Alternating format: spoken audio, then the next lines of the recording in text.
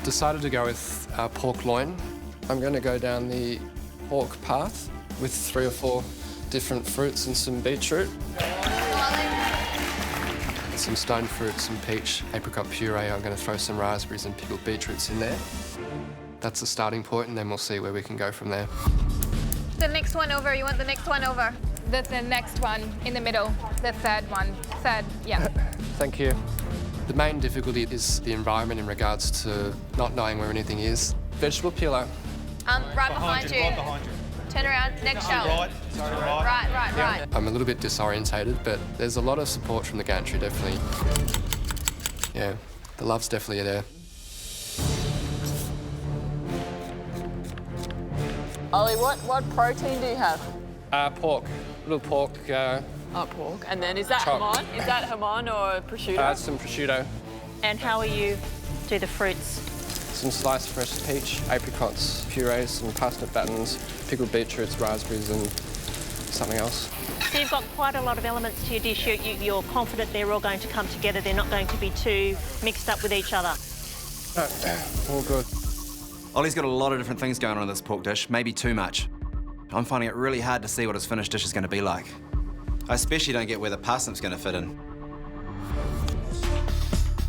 What's that, Ollie? That burgle? Buckwheat. I'm just going to deep fry it. Will that puff up when you deep fry it? Yeah, well. It'll puff. Do you feel your dish is coming together? I'm still sort of changing ideas in my head at the moment.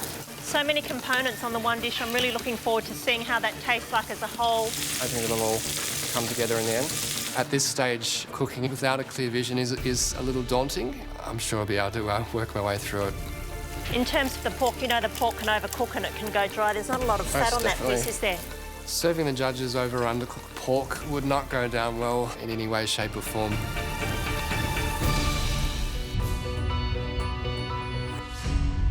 I'm sensing that it may have gone past the point of where it needs to be. Ollie, what's happening? Trying to decide whether I've cooked the pork too far. Do I lose points for cooking too? Not at all, but get it on now. Run, Ollie, get another one. Hoping to get another pork loin in and cooked. Decided to cook another pork loin. I'm feeling the first one, and I'm sensing that it may have gone past the point of where it needs to be. To be honest, I'm not actually entirely sure. Usually I do it by touch or with a really fine skewer. I'm cooking another one just in case, but it won't be ready in time, but I've decided this is okay. Are you sure you're happy with that pork? I am, yeah. I always just freak out that it's going to go too far. Definitely going to have to trust my judgment and go with the first one. It would have been nice to perhaps render the fat down a touch more, but I'm pretty sure it's where it needs to be and the judges will enjoy it. I mean, essentially, if something goes wrong here, my reputation is up the creek. Seared pork loin with summer fruits, pickled beetroot, fried buckwheat and prosciutto. Lovely. Thank you. I like that. Bit of complexity. Pretty dish too. I'm looking at things like, you know, is that little ribbon of fat around the chop, is that crispy? Is that going to be nicely rendered? Question mark. These are the things. It's about the cuisson for me.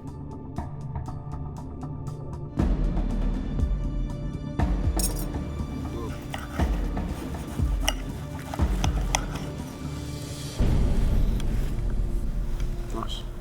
Really nice. How's the fat around the edge, George? It's really fatty. So, yeah? Yeah. And Not rendered down. Not rendered Look at down. that.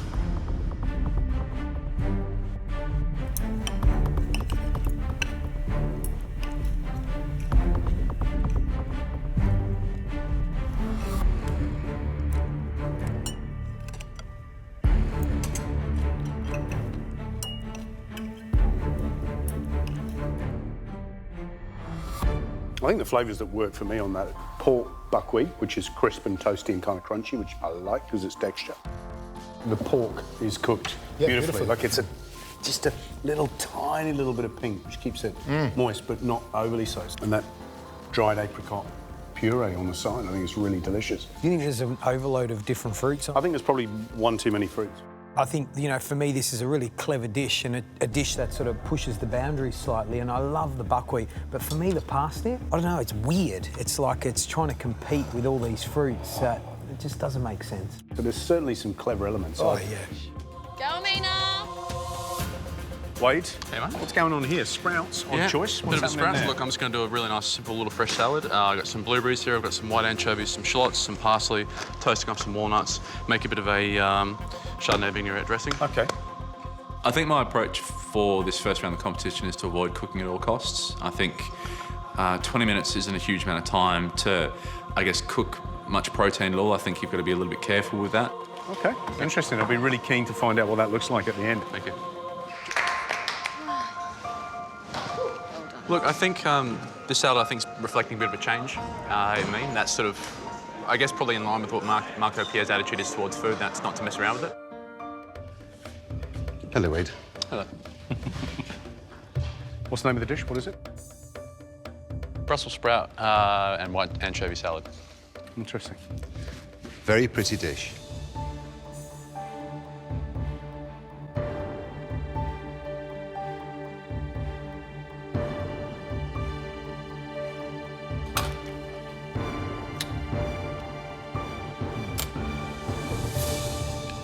Jesus me. Do you want another mouthful? Are you okay? Sorry, Marco, you're the guest. Have you left any? Delicious. Exciting. Clever cooking. And care. You have come leaps and bounds, mate. Lovely. Well done. I sort of sat there as he was sort of saying it, and I was waiting for the but. But he didn't. That never came. Your blueberries, your nuts, your anchovies, big flavours. Yeah. All you got to do is assemble it with your sprouts and make a nice dressing. Genius. Yeah. Do you love it? Delicious. Do you love it? I love it. I love it. And when I look down the line, I don't see any reason why we just don't put you through right now. Feel free to go ahead. Do it. What do you reckon? Yeah, done? That is great food. I think the last time I remember feeling like that was when I found out that I got into the top 50. Very, very, very nice. Oh, Great. You're up here now, mate. Wait, what? Hurry up! Come on! We've got cooking to do. How good was Matt's chocolate self-saucing pudding? Delicious? Yeah. Well, from self-saucing chocolate pudding, now to rotisserie barbecue lamb. So what we've got here is that salt bush-fed lamb, which we have been using all week. So what's going on here? Because most people at home would look at that and go, what are you doing soaking meat in water for? I've made a brine. A brine is just salted water. There's 320 grams of salt. Mix that with 3.2 litres of water, about 30-odd grams of sprigs of rosemary, 20 to 30 grams of thyme, and there's 2-3 bay leaves. Got a head of garlic and some black peppercorns. Hey, correct me if I'm wrong, but you put all that ingredients that you've just listed off, not the lamb, into a pot, bring it to the boil, and just pull it to the side, let it cool down, and have that in your arsenal as you need it, use it. Yeah, I mean, stores for a long time. This one's had about 3 hours in the water. So now, we just take an anchovy. Yep. And a bit of rosemary, roll that around, and put the garlic in the middle. Oh, yeah? Make a tasty little parcel. And then jam it in. Then jam it in. Do about a dozen or so, something like that. We've got a tray here with rosemary in it. Yeah. All right, so H, we've brined, we've studded with anchovy, rosemary, and garlic. What's next? So now, before it goes onto the barbecue, it's going to go into the oven. So I put some water into the tray, about 200 mils of water. We've got the studded lamb, and that goes into the oven, 120 degrees, till you get a core temperature of 45 degrees. Allow about 45 minutes for this. Okay. So that's the one we put in a little bit earlier. Okay? Yes. So what do we do now? Feed it onto there. Oh, gosh. Just... Wee. There you go. And then slide that onto there. That's it. You've made a little marinade, haven't you? Yes. So what have you got in there? That's garlic, chilli, rosemary, lemon peel. There's a mixture of olive oil and grapeseed oil work. And I've just made a brush out of a load of rosemary. OK. Ready? Yep, ready. Go on. Ready?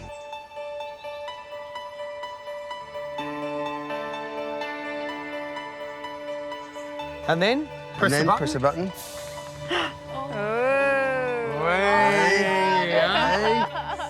A little bit of Heston magic for you.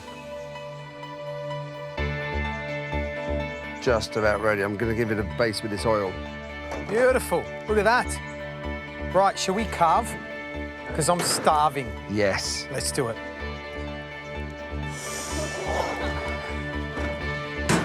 You ready? Yep.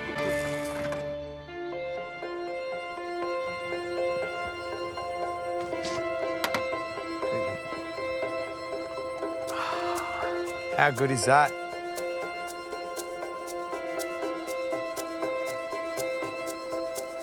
So while you're carving that up, I thought I'd be a little bit cheeky. Unlike you. And bring some souvlaki bread and some tzatziki and make some souvlakis. What do you reckon? You up for it? Right, I'm gonna go and grill these off and we can have a nice little feast. Yeah?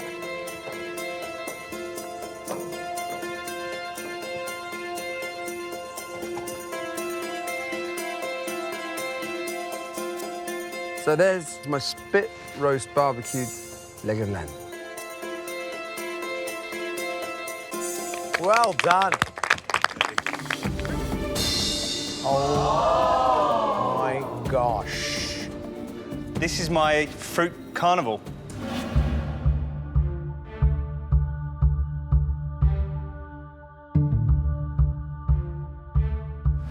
That looks absolutely sensational. Thanks, George. So guys, today Darren's going to demonstrate for you some of the components on this beautiful carnival dessert. What's the first step? It's best if we get the sugar on for the raspberry and neutral sugar tube. So we have 300 grams of isomalt.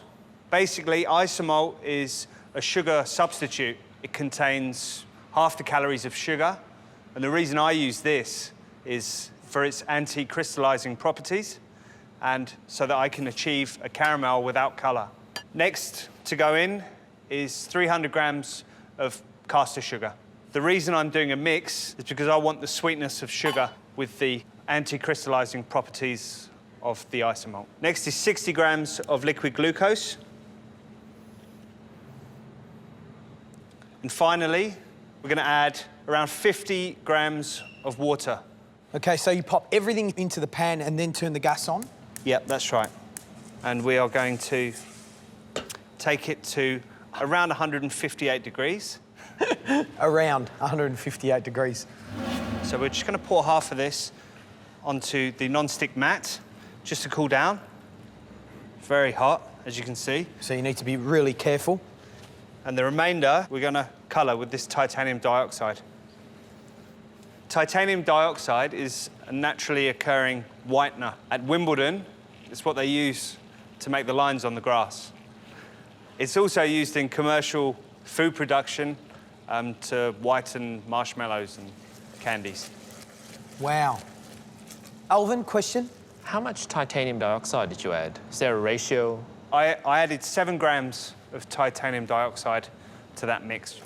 So it's gone white. Then we're going to pour it onto this mat. And we're going to let both those cool down. But before the first sugar cools, we're going to flavour it with freeze-dried raspberry powder. So you just tip that over the top? That's right. And then we'll just leave it to cool. You wouldn't put them in the fridge, would you? No, the fridge will have too much moisture, so you kind of want to just cool it down at room temperature. You don't want to be attempting to blitz this while it's still warm, or your blender will probably have a few troubles. Now, these sugars are going to form the outside, the tulle that's going to encase the ice cream. What's the next step? We need to turn both of these sugars into a really fine powder, 2 separate powders. And to do that, we're going to use a very high-power blender. We're just going to break the sugar up first.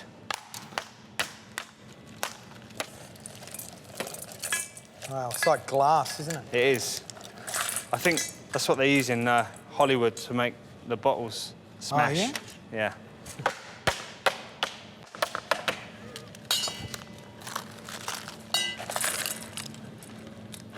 Wow, look at that. So we're just going to get them into the blender. Yep. And we're going to try and get this as fine as possible. Okay.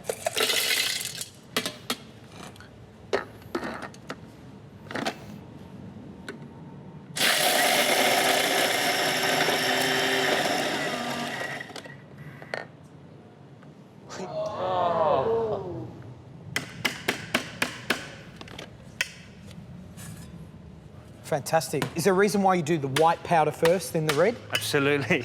I don't want to wash the bowl. So if we're doing the red first, we have to wash the bowl, and then we're going to introduce moisture and all the things that are bad for sugar.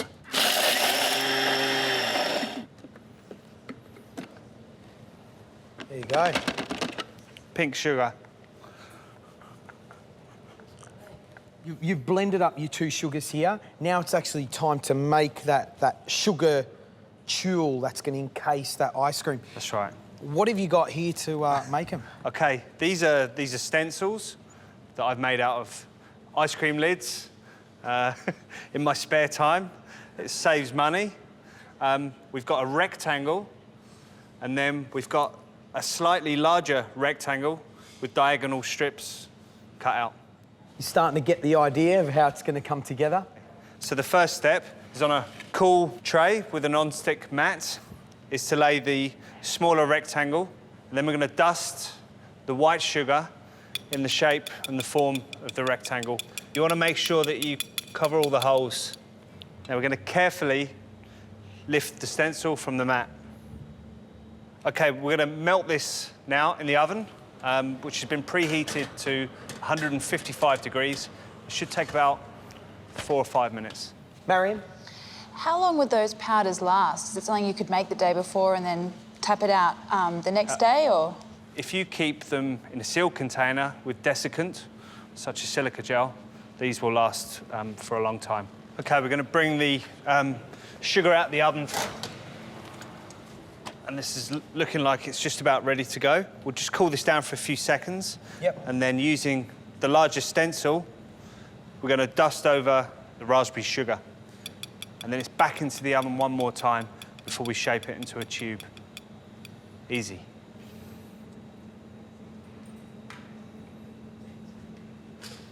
OK? We're just going to clean up the edges of this tube. It's easier to do that before it's cooked rather than afterwards. So we'll just take a pastry scraper, and we'll just get rid of any excess bits of sugar. So I'm going to put this back into the oven for the last time. Brilliant. Again, all we're doing is melting the sugar. Yep. So it's already been cooked, and we're going to leave that in there for about 2 or 3 minutes. Now, explain to me, Darren, the next step is to make it look like a cannelloni, so to speak. How are you going to achieve That's that? right. I've brought in some metal tubes. I've lightly sprayed these with spray grease.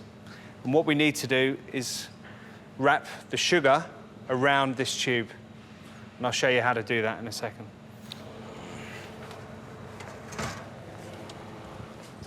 Oh, wow.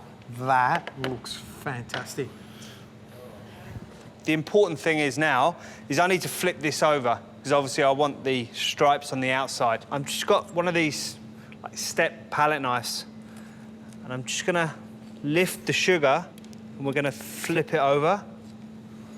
While it's warm, we're gonna attempt to roll. Obviously, if it's too hot, it's gonna stick to the tube. If it's too cold, it might crack. So you need to be very careful.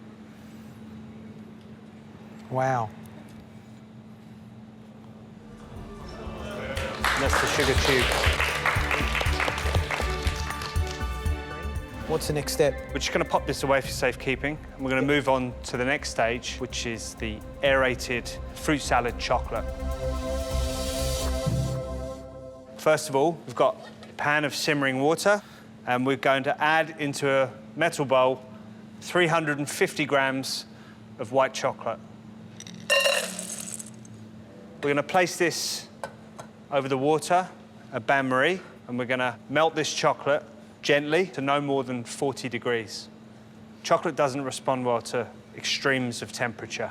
It's always best to treat chocolate with care. Now, while you're melting that chocolate, what have you got here?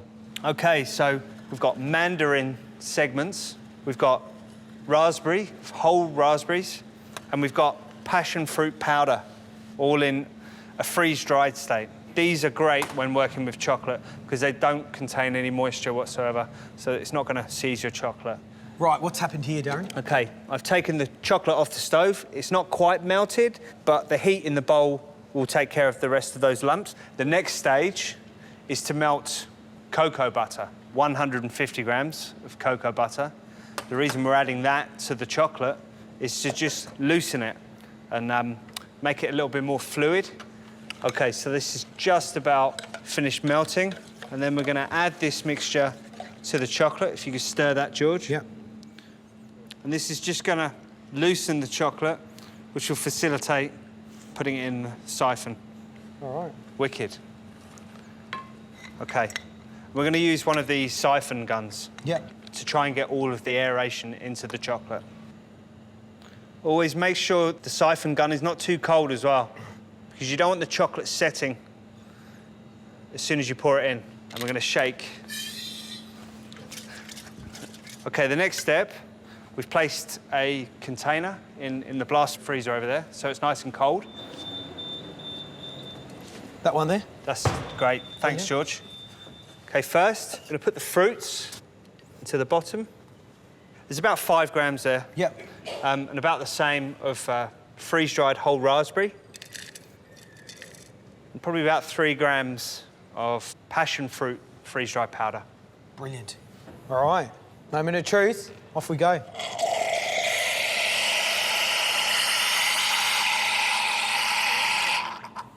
Straight in the blast freezer? Yes, please. Gently. Yes, Thank Chef. you, George. We're going to leave that to cool down as quickly as possible. We're going to trap all of the air inside the bubbles. And once it's cool, we're going to break it into the desired shape and size to use as garnish. Would you use a normal freezer? Yep, you could use a normal freezer. You could make this at home by maybe just discharging it into the freezer at home and just shutting the door carefully. We're lucky enough to have a blast chiller here, but it's by no means essential in this recipe. The next step is to make that whimsical toffee apple. The first stage is to make a caramel using white sugar, 350 grams, and water, 50 grams. And we're just going to give it a gentle stir just to make sure that it's mixed up and there's no lumps. And then we're going to bring it to the boil to make a caramel. And once it boils, we're going to add the glucose. The apple, I guess, is an important part to the toffee apple. That's right. What needs to be done? OK, we're going to peel the apple. Yeah. Neatly Parisienne, which means to scoop or ball, and then we're going to dip those in caramel. So perhaps, Matthew, if you'd like to come up and help us do the Parisienne. I know you're interested in the pastry side of things.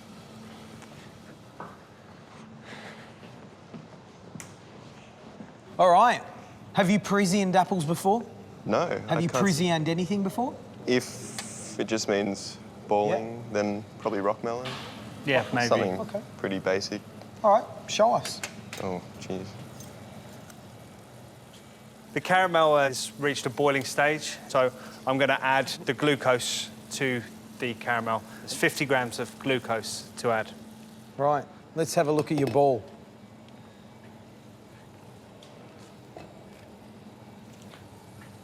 What do you reckon, Daz? That's perfect. And maybe if you do 5 or 6 of those, we can show you how to get the effect. This sugar is starting to get colour now, so it will continue to cook. So what I'm going to do is turn it off and cool the sugar down slightly by pouring it into this pan. If you smell that caramel, that toffee flavour. OK, so I take one of these cocktail sticks. Yeah. And I'm just going to skewer the apple in the centre. Yep. So I'm just going to go in, pull it out gently. OK, and we should get a thread starting to form. And we'll let gravity take care of most of that sugar. So we'll pull off any excess. We don't like to eat thick caramel. And we should have like a really cool little garnish. Doesn't take long to cool when it's at this stage. Brilliant, man. Matthew, you're up next, man. Awesome. Good luck. Calm, Matt. No pressure.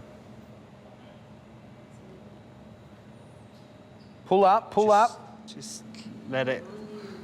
So you just flick it with your fingers, finger and thumb.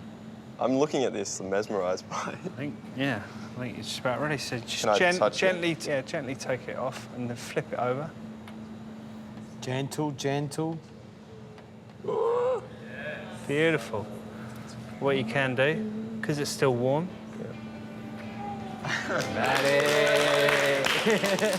Well done, buddy. Good job. Yeah. Right, Darren, the final step, I guess, is to plate up and present this beautiful dish. Now, there's vanilla ice cream to go in there, correct? That's right. I'll grab that out of the fridge. Thanks, George. I'm going to gently lay the jellies. We've got a coconut and a raspberry jelly. OK, next step, we need to fill the tube with the vanilla ice cream. And this is the basic vanilla ice cream, yeah? Yeah, this is a lovely vanilla ice cream that I made before. So we've just got it in a piping bag.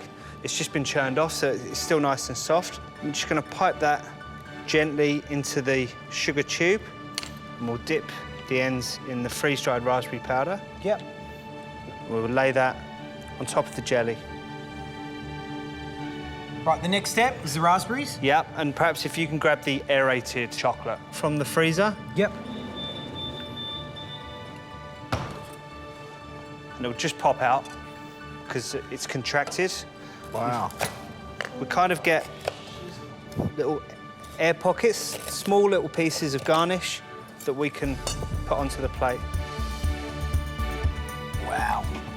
It's really cool. All the air's been trapped inside and then frozen, and the freeze-dried fruits give it a really sharp finish. Gorgeous.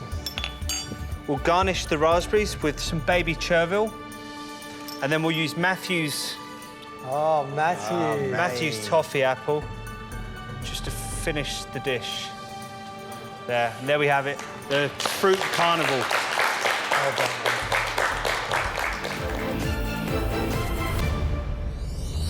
For today's summer dish, I'm doing pan-seared barramundi with rasam broth, grilled fennel, and cherry tomatoes. I want to get my crispy skin in the oven so it can get golden brown. Then I start working on my rasam broth. I need to make sure it's packed with flavor. So I get some fresh coriander. Rasam is primarily made with tamarind tomatoes, spices, garlic, and turmeric. I'm liking the smell of this. What I can smell is sourness, is tamarind, is that right? I'm making a tomato rasam.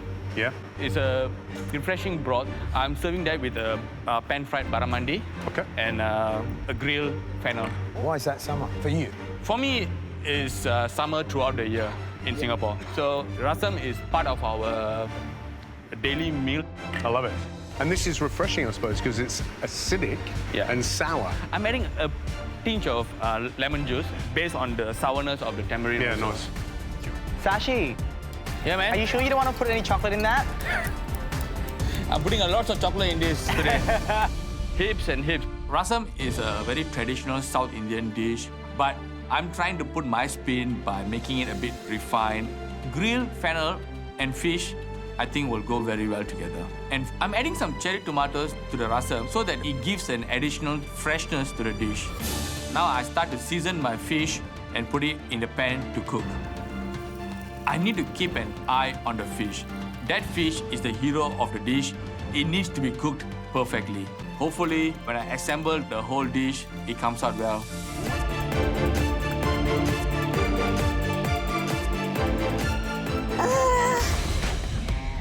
The bara looks very good. I'm happy with the way it's cooked. Maybe not. I'm not convinced that the fish is cooked 100%. So I put it back in the pan for 45 seconds, and now I'm convinced it's cooked perfectly. I need to start plating up. I strain the rasam broth into a jug. I put a barramundi on the center, 2 grilled fennels over and around the fish, slice up 1 cherry tomato, 2 halves around the fish.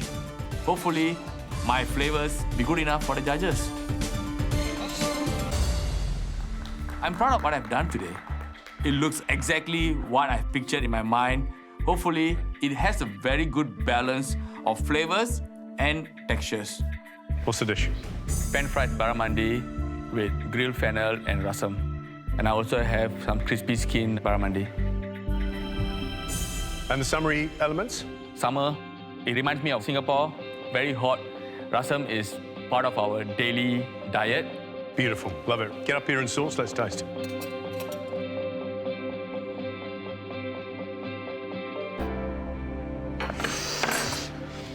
What do you reckon?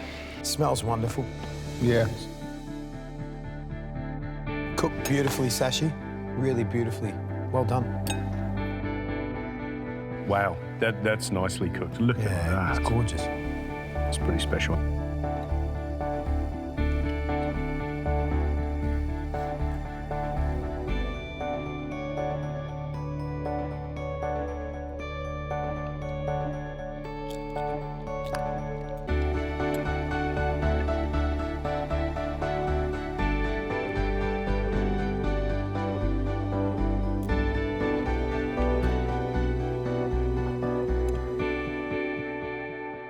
It's a beautiful dish. Fish cooked really well. I love that crispy, sort of salty skin. That broth is yum. Oh, thank you. This is a summer dish. Makes me happy. You all right? Yeah. I love it.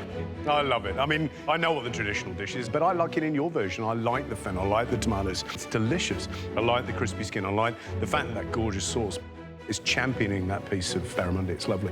Yeah, what I love is you've taken a classic Mediterranean summer dish of fish, grilled fennel, tomatoes, textbook flavours of the south of France, and you've combined it with this lovely South Indian rasam. And the clever part of it is adding those peeled tomatoes and grilled fennel, because they add some more freshness, and pull down the heat and the intensity of the rasam. So, Sashi, really good. As you were saying it, I'm going, oh, you're right. You're absolutely right. Oh, yeah, you're right. Delicious. Well done, Sashi. Great job. The dish today is summer cucumbers with Murray cod. One of my favourite ingredients, the humble cucumber. Doesn't get used a lot nowadays, but I have fond memories of steamed fish, turned cucumbers, butter sauce. I couldn't be happier to be given a pressure test that's an intuitive cook with veggies. That is literally how I cook. So we're doing 3 things with cucumber, 3 different textures with cucumber. Bit of a challenge today because it's got quite a few techniques. This dish is deceptively simple. There's not a lot of ingredients, it's a lot of technique. Starting with one side of the Murray cod, Brendan's just going to separate out the loin from the belly. One of the tricky things about this demonstration is that Brendan's cooking the entire dish and Ala is trying to talk us through the whole thing. Trim off any extra fat, slicing in fine slices, diagonally, about 2 millimetres. You're going to need about 18 to 20 slices, so somewhere between a carpaccio and a sashimi. Having to remember amounts and temperatures and diameters and all this kind of stuff without any pen or paper is really, really difficult. Brendan is going to slice off the cucumbers in about 2 millimetres. We want them to be pliable, so we're going to salt and vinegar them a little bit. We're going to put these into the pickling liquid with a pinch of salt and about a tablespoon of white wine vinegar. We're going to do the linguine. These ones you peel, but the peel goes into the bowl with everything else. The flavour of the cucumber is strongest in the peel. So when you get to do your vichyssoise, what you want is that really punchy cucumber flavour. I'm just watching the techniques that are being used and I'm just seeing the precision. I know that those classical techniques and training I've had in the past is what's going to have to come into play in full swing today. You collect your slices and then basically julienne them. So we're going to drain these, but retain the liquid. The sliced Murray cod goes into that pickling liquid, but we've added a little bit of sugar to it. It's really only to just give it a light pickle. There is obviously a lot of information being thrown at us, especially when there are multiple elements going at once. And then we just lay the fish across this. And then we're just going to roll these up, pretty much equal diameter. Leave them in the fridge to set. It's a lot of information. Thicknesses of ingredients, certain temperatures you're meant to cook them at. Little bit of oil in the bag stops the bag from completely collapsing. And now that's going to go into the water bath 6.5 minutes. Now, Brendan's going to start working on the vichyssoise. What we want is a cucumber flavour. We don't want a potato flavour. That goes in. They make it look so simple. I think that's enough, Brendan. So one of the rolls was a little bit thicker than this one, and this one, look, it's got plenty of resistance, but the other one still felt as though, you know, there was really not much resistance there, so... So you really need some intuition here, because at the end of the day, it's not exact. No, it's not exact. All lines aren't going to be exactly the same size. No, they're not going to be exactly so, no. Right, the last thing we're going to move on to is the dill oil. And the dish kind of comes together really quickly. The vichyssoise, we just need to check that it's chilled enough and also check the seasoning once it has been chilled. So I'm hoping that I can recreate it just as quickly. And now we're going to plate it. A small half tablespoonful of the linguine twist. The summer cucumber and Murray cod dish is chalk and cheese to how I normally cook. And then the Murray cod roe around the outer edges. I know that this is going to be a challenge for me today. So this is our summer cucumber and Murray cod dish, and that's your challenge for today. Beautiful. Come on, guys. It's such a simple dish, but it's complex. I've got my Murray cod loins in the brine, and I pat dry my slices and pop them back in the fridge to be used later inside the pickled cucumber roll. Now I can crack onto my pickled cucumbers for the outside of the pickled cucumber roll and the cucumber linguine. The pickled cucumbers are sliced thin, and then these are going to be pickled with salt and white wine vinegar. We haven't been given any measurements at all for this process, and even when Ella was doing it, she was completely going off by feel. She'd sprinkle some salt, put it through the cucumber, touch it, look at it, taste it, and then decide whether or not it needed more salt or vinegar. It's calming because there's nothing to follow. So it feels like you're cooking at home and you're just cooking lovely food that tastes good. And that's what's important. I really have to trust my palate. It may not be as experienced as Ella's, but it's tasted the final dish and I'm hoping it remembers. It seems like there's time, but there's never time in this kitchen. Time just goes really fast, so I really have to crack on. My time is up and I need to check my comfy Murray cod loin. The perfectly cooked Murray cod should be just set in the middle with a touch of pink. I don't know what texture I'm looking for because I didn't get to touch the fish when Ella did her demonstration. So one of the rolls was a little bit thicker than this one, and this one, it's got plenty of resistance, but the other ones, there was really not much resistance there. But Ella said, trust your instincts, trust your intuition. My instincts say this fish is perfect to go in the ice bath. Yeah. So I'm gonna pop him in. This one feels a bit different. It feels a lot softer. Yeah. I'm gonna rest it another minute because Ella did mention resting the fish to allow it to just gently keep cooking a little bit before you plunge it into the ice bath. You can always keep cooking. You can't uncook the fish. There's the scientific brain. Yeah, exactly right. Yeah, I love your recall. Yeah, the dentist is really coming to the fore now. Good stuff, Jen. Nail it. Thank you so much. This dish has such simple elements that everything must be done to absolute perfection.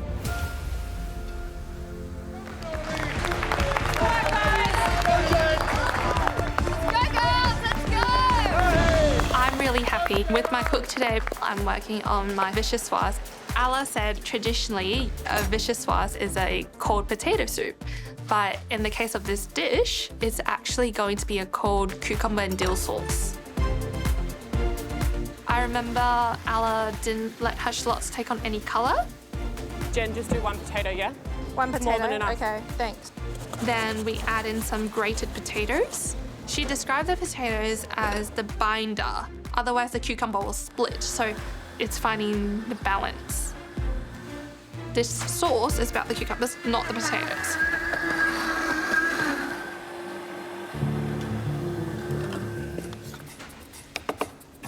I'm plating up. This is Ella's beautiful plate of food. I need to do it justice. If this is being served at the lake house, It needs to look beautiful. My fish, it's beautiful, it's perfectly cooked.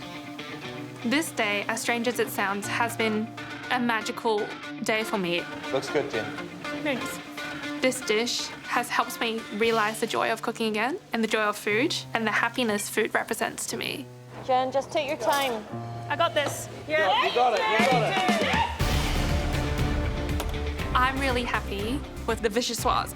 The balance is right, the flavours taste good, it's cucumber forward. I know I've managed to remember everything on the plate, down to the fresh dill and dill pollen. They just need to make on the plate right now. Okay. What do we think before we tuck in? The assembly looks good. The colour of the vichyssoise looks good. The texture of the vichyssoise looks good. It's not getting watery around the edges. The plating's not quite dead on, but that's all right. So far, so good.